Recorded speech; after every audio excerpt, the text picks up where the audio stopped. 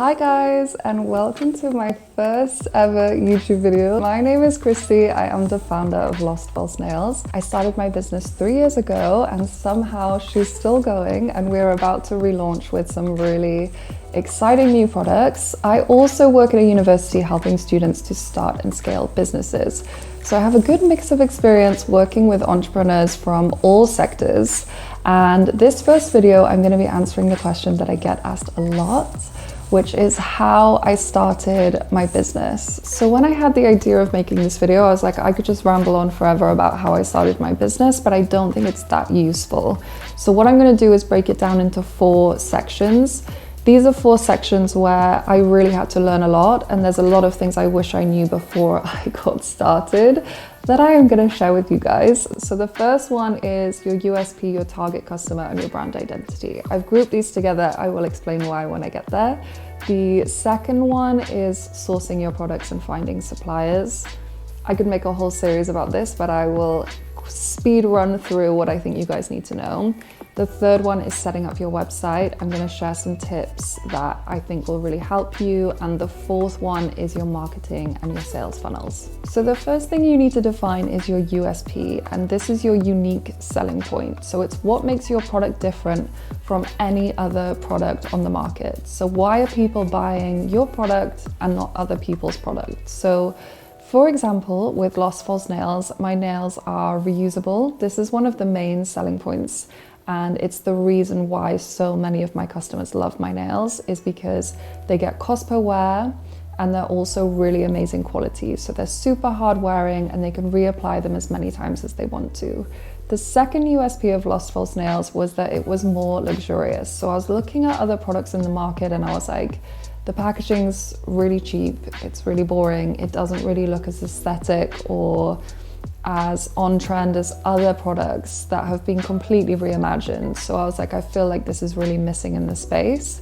And those are my 2 main unique selling points. Obviously you can have as many USPs as you like, but ideally you want to have 1 or 2 that really set you apart from everything else in the market. The second thing is knowing your target customer. Now, I made a very big mistake when I got started in saying, well, my target customer is like women who are, I guess, like any age, and they have a job, and I guess everyone wants to save money, so it's good for them to save money. But it's like, that's not really knowing your target customer. Knowing your target customer needs to be like knowing your best friend. Like, you know their age, you know where they live, you know what TV they watch, what they eat for dinner, who they follow on social media, what they're interested in, what makes them laugh. Like literally every single thing about your target customer, you need to know it.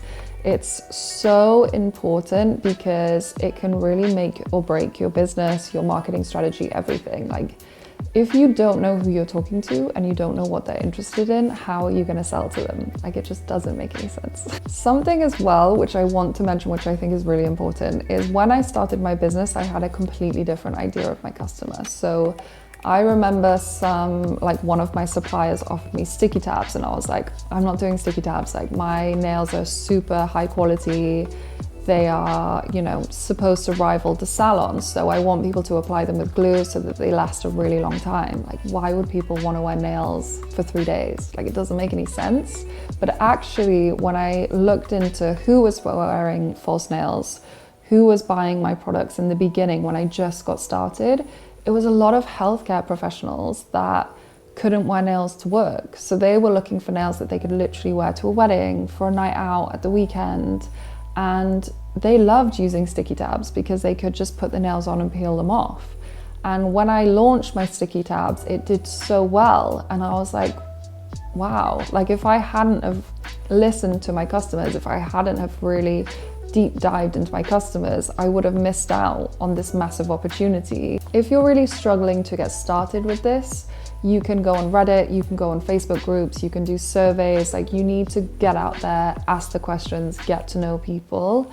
And you can also look at other brands, read comments, read reviews, complaints, like really get an overview of what people are looking for in the market and what they want out of your product. So the last thing in this section is your brand identity.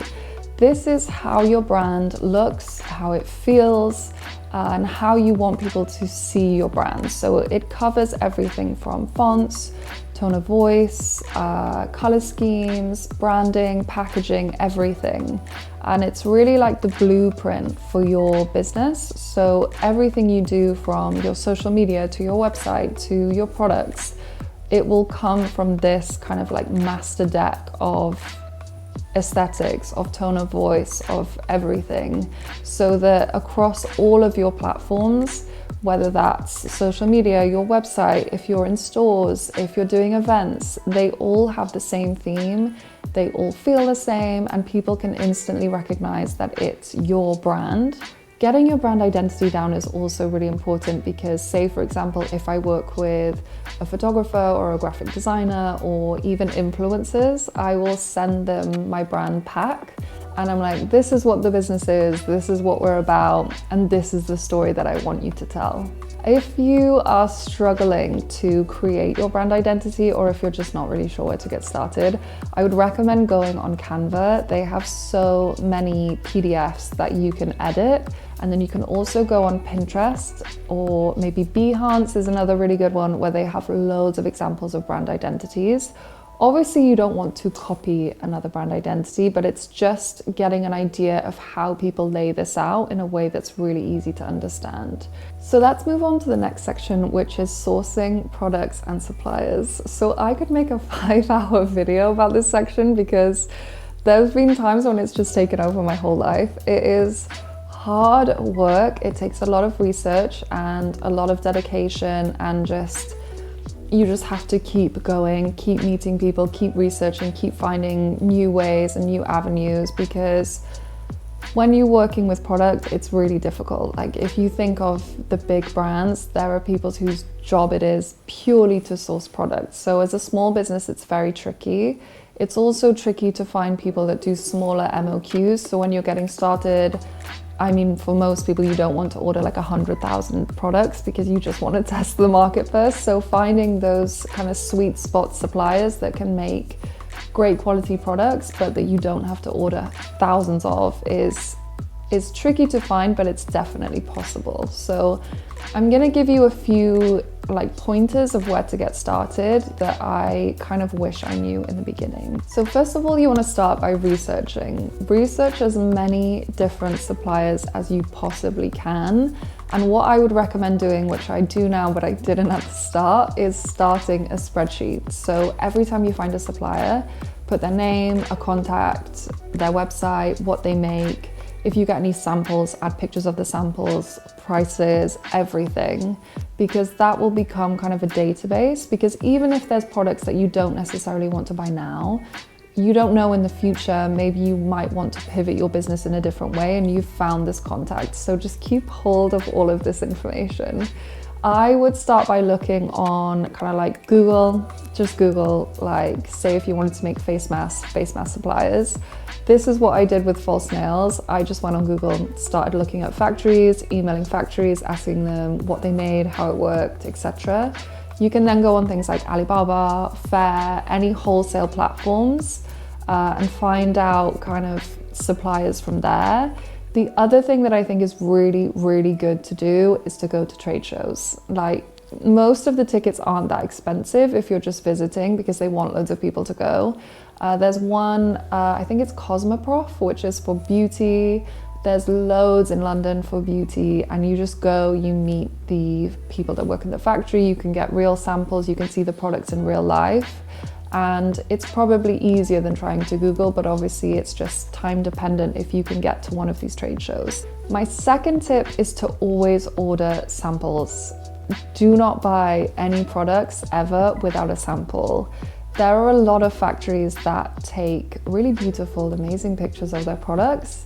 And then when you get the sample in real life, you're like, that doesn't look anything like the pictures that you sent me. So I would always recommend to get a sample. So my third tip is just ask the right questions. Before you start working with suppliers, I would just make a list of questions. So you know, like, I need to know all of these things before I start working with you. These will be things like their minimum order quantity, how long shipping will take, how long production will take. You also need to get all of their legal info, so all the legal info and the testing around the products that you're making. These are just really important things that you want to get down early, because you don't want to order products and then all of a sudden they're like, oh, we can't actually manufacture it for 6 months, sorry. Like, you need to know all of these things, and obviously that's important because you need to know when you're launching so you can plan your marketing strategy and everything else that you need to do. So yeah, make a list of questions and just make sure you ask those before you get started. Okay, so moving on to section 3, and this is all about setting up your website. So when you are getting started, I feel like nowadays it's so easy to set up a website and you make it look super beautiful, but there are just some key things that I think everyone needs to know that I wish I knew, to be honest, in the beginning, that will make a massive difference to not only like how much traffic you'll get to your website, but also how much you can convert your customers.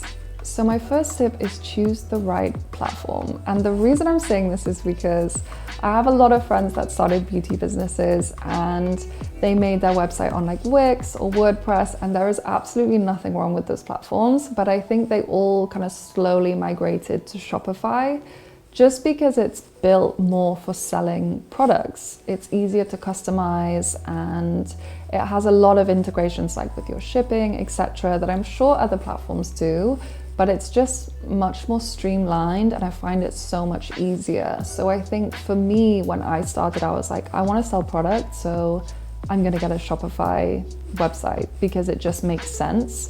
And I think you need to do the same. So really like deep dive and research into all of the options before you set it up, because setting up a website takes a lot of time, so it's not something that you want to do twice. Okay, my second tip is to optimize your product pages. I didn't do this when I was starting out, so learn from my mistake, but it's something that I'm implementing now that I'm redoing my website, and I just wish I did this from the start.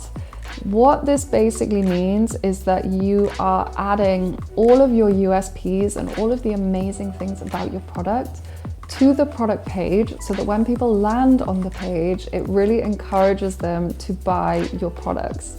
I actually saw an incredible example of this that really inspired me. I'll try and put some screenshots, but it was like this honey mask that was on Instagram, and it was an ad and someone was like peeling it off their nose, and I clicked on it and it went to their product page and it just had everything, like before and afters, testimonials, all the amazing things about the product, and I almost felt like I couldn't leave the page without buying it, and I think that's what you need to implement in your website. So my last tip is create blog content, because what this does is it improves traffic to your website and it also improves your SEO. Now, obviously you have to write blog posts that make sense to your business, but say if you're writing how-to guides and things like this that people are searching for, you can actually really start to rank much higher than you would without them. A good way of finding ideas for blog posts is by going on Answer the Public. I will link this in the description, but you can literally search and it will tell you the questions that people are asking Google, basically, that are related to your business. I actually wrote a blog post about who invented false nails because it was something that I saw people were searching for. So I was like, okay, I'll write this. And this blog post gets thousands of visitors to my website every month for like nothing. Like, I just wrote it once and I put like a banner in there for my nails and that's it. Like, it's just evergreen traffic, and it took me like 10 minutes to write that blog post. Okay, so the last section is marketing and sales funnels, and I wanted to share a bit of a mistake that I made when I started my business. So obviously I got my products and I made my website and I was like, I'm just gonna post some content on socials and then people will buy. And like, I didn't really think about it any more strategically than that. And I think the mistake that I made is that I needed to think like, okay, if I post this piece of content, what do I want the customer to do next? And like, when they go on my website, like, what nails do I want them to buy? What do I want them to know about the nails? And if they buy the nails, how am I going to keep them engaged and keep them coming back to buy from me again? So this is something that I think you really need to map out, and you can map out your customer journey really easily. And at every single stage, you can really deep dive into what you want the customer to get out of their experience. So the first thing I'm going to talk about is social media. Now, when creating content, I think now, because people create so much content, you feel like you have to post all the time. But what I've found for my brand personally is that the content that I spend more time making, that's really high quality and that really sells my product, converts more and does better for my brand than me just jumping on a trend and creating something really quickly. So for example, my nail emergency campaign, this got over 2 million views on TikTok and I think over 700K on Instagram, and that was purely organic. And I think the reason why this did so well is because I was talking about the product in a way that really made sense.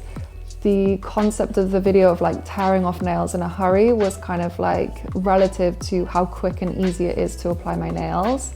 I also, in the voiceover, told all of my USPs. So I was like, they're reusable, they don't damage your nails, they're cruelty-free.